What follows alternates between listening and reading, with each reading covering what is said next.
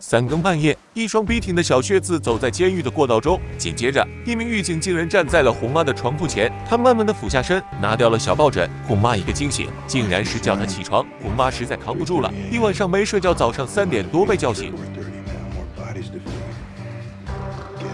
红妈有点抑郁了，谁会在凌晨4点吃早饭？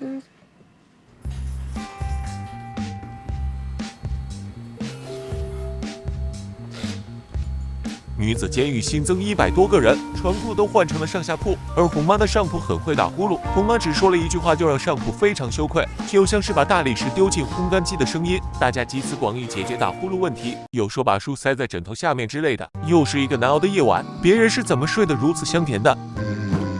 完全不管用，红妈马上更换方式。安静了1秒钟，心想机智如我，脑海中的小人还没夸赞完。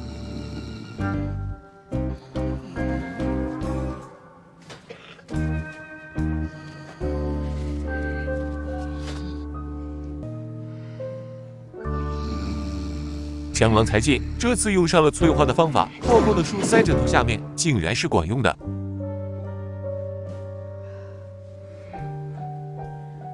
下一秒，他真的没有任何招数，只能操练自己。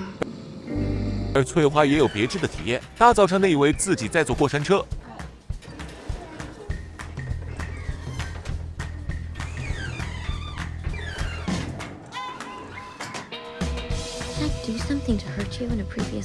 红妈找到了见多识广的修女，果然针对这种海星晒太阳般的姿势打呼噜。修女大大建议在她后背绑定一堆网球，这样她就不能面朝天睡了。果然这个方法很管用，红妈睡得还算踏实，可上铺的姑娘就惨了。